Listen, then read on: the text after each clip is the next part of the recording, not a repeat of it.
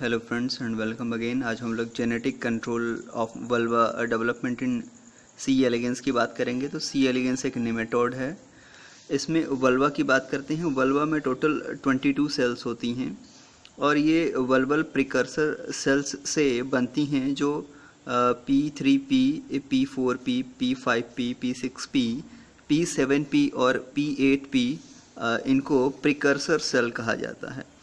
Precursor cell actually anchor cell से बनती हैं, जो कि डेवलपमेंट के टाइम में एंकर सेल जब डिवाइड करता है तो ये vulval cells 1, 2, 3, 4, 5, 6 total 6 precursor cell में बनती हैं। तो वल्वल प्रिकर्सर सेल में वल्वा का पार्ट और उसके अगल बगल के सपोर्टिंग हाइपोडर्मिस का पार्ट कैसे बनता है। एक्चुअली एंकर सेल से लिन-3 ये जो प्रोटीन है इसका इन्फ्लुएंस होता है। तो यहाँ पे फ्लो चार्ट में P6P ये जो पोर्शन है यहाँ पे लिन का सबसे ज़्यादा इफेक्ट है, लिन-3 का सबसे ज़्यादा इफेक्ट है, जिसकी वजह से ये सेंट्रल सेल बनाती हैं। वल्वा की 8 सेल होती हैं, वो सेंट्रल सेल होती हैं। फिर लिन-3 का पार्शियल इफेक्ट P5P और P7P दोनों पे होता है, जो 2 डिग्री हैं यानी लेटरल हैं। 7 सेल यहाँ पे और 7 सेल यहाँ पे, और ये तीनों मिला करके 22 वल्वा सेल्स होती हैं। इसके अलावा जिन प्रिकर्सर सेल्स पे यानी P3P, P4P एंड P8P इन पे एंकर सेल के लिन-3 प्रोटीन का कोई इफेक्ट नहीं होता है। इस पे इन दोनों पे P3, P4 एंड P8 पे तो ये हाइपोडर्मिस में कन्वर्ट हो जाती है, यानी 3 डिग्री ये हाइपोडर्मिस में कन्वर्ट हो जाती है। ये तो हो गया एक मैकेनिज्म कैसे वल्वा सेल बनती हैं। दूसरी मैकेनिज्म ये कहती है कि एंकर सेल का जो लिन-3 है वो केवल P6P को ही इफेक्ट करती है। तो P6P को इफेक्ट करती है। अब इससे सेंट्रल वल्वा सेल्स बनती हैं जो 8 इन नंबर्स होती हैं। अब ये जो P6P है इनसे साइड वाइज सिग्नल्स एक्टिवेट होती हैं और इनसे एक नया प्रोटीन बनता है लिन-12।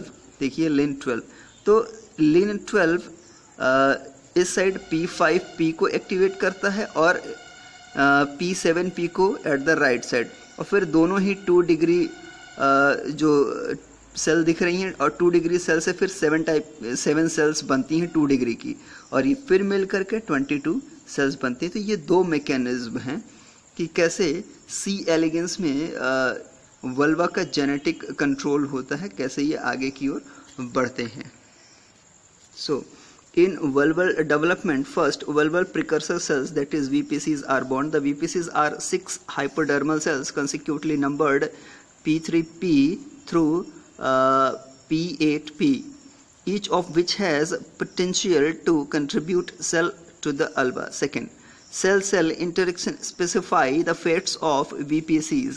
In wild type hermaphrodites, actually इसमें hermaphrodite और मेल 2 टाइप के सी एलिगेंस होते हैं। So in wild type hermaphrodites 3 discrete signaling event specify P5P, P6P and P7P to adopt vulval fates, undergo the lineage that result in the production of the formation of vulval cell, and P3P, P4P and P8P to adopt non-vulval fate, जिनसे कि hypodermal cell बनती हैं। The position formation needed by the VPCs is provided by the cell called anchor cell. Anchor cell से इनको information मिलता है। In the absence of anchor cell, ये note करने वाली बात है कि in the absence of anchor cell, vulva does not develop. Vulva का डेवलपमेंट नहीं हो सकता है। अगर एंकर सेल नहीं होगा तो वल्वा का डेवलपमेंट नहीं होगा। क्यों? क्योंकि यहीं से इंफॉर्मेशन आती है लिन-3 के फॉर्म में। So vulva does not development. The anchor cell secretes लिन-3 protein very similar to the epidermal growth factor. The 6 VPCs influenced by the anchor cell form an equivalence group. Each member of this group is competent to become induced by the anchor cell and can assume any of the 3 fates depending on its proximity to the anchor cell. Anchor cell के कौन ज़्यादा नज़दीक है इसके ऊपर depend करता है कि इनका फेट क्या होगा। The cell which can directly beneath the anchor cell divides into the central vulval cell. The two cells which is flanking the central cell divide by become the lateral vulval cell, while the three other cell which is farther away from the anchor cell they generate hypodermal cells, जैसा कि ऊपर अभी हमने hypothesis में देखा था. In the anchor cell, अगर किसी तरह से एंकर सेल को डिस्ट्रॉय कर दें, if the anchor cell is destroyed, all 6 cell divide once, एक बार तो डिवाइड होंगी, and contribute to the hypodermal tissue. The Lin3 protein is received by the cell surface receptor tyrosine kinase LET23 present on VPCs and signal it transfers to the nucleus through MAP kinase pathway.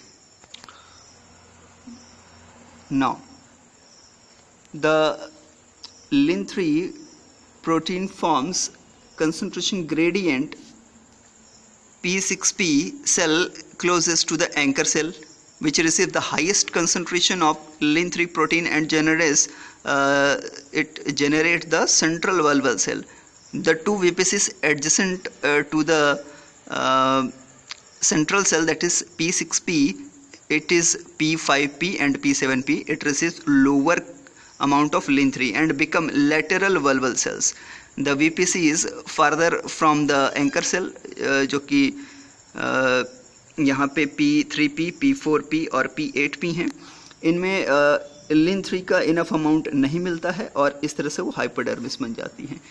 In addition to the formation of central vulval lineage, the P6P also signals lateral. Simply the adjacent cell जो होते हैं P5P और P7P, इनको lateral signal भी देता है, जिससे कि ये फिर वल्वल सेल में कन्वर्ट हो जाती हैं. So it is all about the genetic control of the C. elegans, and thank you.